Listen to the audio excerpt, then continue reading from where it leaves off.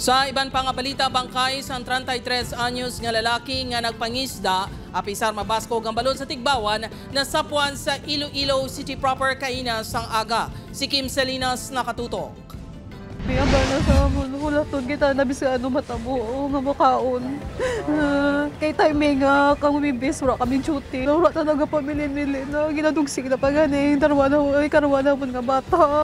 Daw malipong samtang nagatalangison si Vivian Dilig. Ini matapos na sapuan niya nagasampay sa hunasan sang Barangay Ortiz, Iloilo City proper kay nasangaga ang bana sini nga si Ronel Dilig.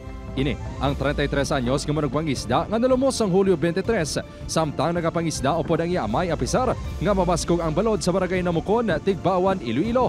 Abi nila may sapat naman nga nasampay sa amon. Nya ho baboy. Nya pero sang uligin ng taon nila hindi baboy. Kay may kay balihublas na siya. Si Ronel ang daw halos hindi na makilala sang iyang mga himata bangod naghabok na ang lawas ini. Apang positibo naging kilala sang amay sini bangod sang suksok ako lintas kag relo. Ang palatandaan ko ang mga playboy abla. Sa nang relo parehas kami. Sana ang kokoya may buka na natandaan ko na sa una mo. O ay na sa pika mo, may magkagbalo nga lipong. Sa sige ano, Nagabayaw pa ang duha kamot sang bangkay ni Ronel. Sometimes siguro pagkuhulog niya, struggle man ang ato niya biktima nga makalangoy. Of course, presume na ito, gabalo niya siya maglangoy. Batos tungod sa kapasbog sa balon, wala niya masarangan. Sunod sa PCG Iloilo, madamo sila sa nabaton niya report sa pagkalamo sa syudad kag probinsya sang Iloilo. Kalabanan diri ang mga managpangisda nga nagarisgo sa gihapon magpalawod sa piyak sa malain nga tiyempo.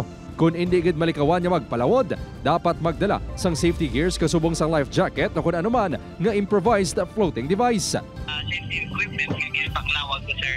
Still, it's not 100% guarantee to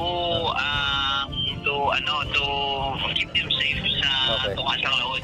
Sige. It's always better, sir, not to venture out sa inclement weather. Upod Carmel Porquia, Kim Salinas, 1 Western Visayas.